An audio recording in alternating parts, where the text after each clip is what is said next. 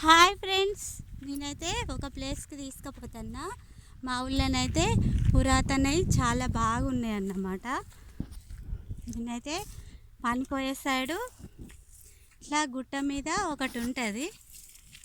ఈరోజైతే నేను ఆడికి తీసుకుపోతున్నా.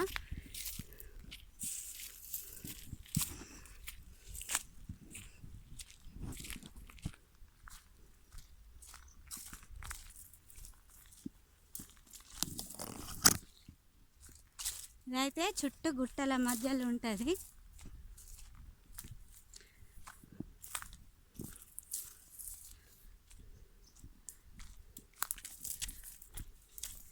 ఇది బండ అన్నమాట.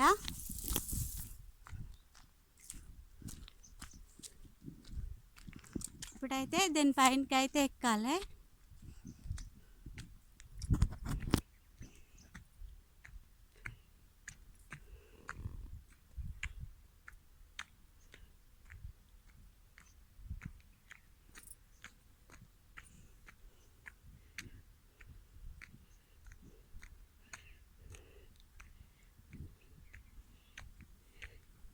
ఇంకా సగం ఉన్నది ఎక్కడో.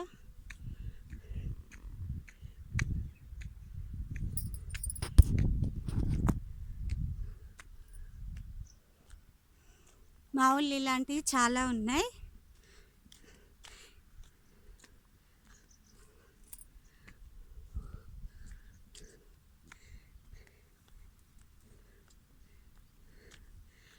నేను చెప్పిన ప్లేస్కి అయితే వచ్చినాం.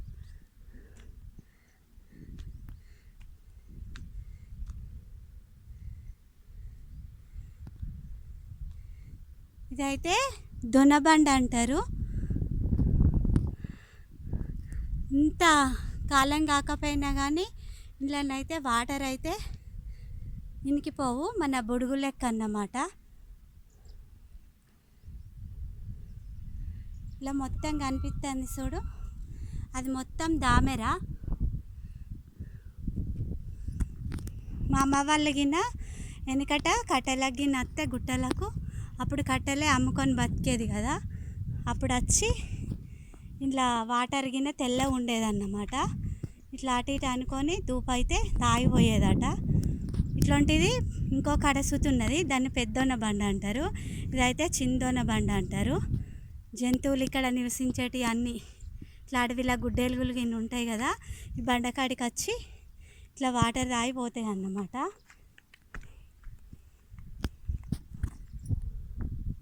బావా ఒకటి గిది దామరది తీయవా? దీని లోతు అయితే ఎంత ఉంటుందో తెలియదు.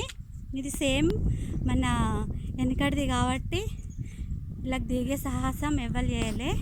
ఇది అటే వీర్చుకుంటుందట బుడుగు లెక్క.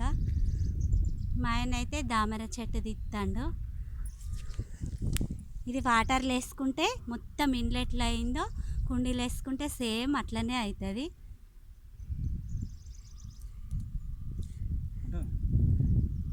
చూసిరా?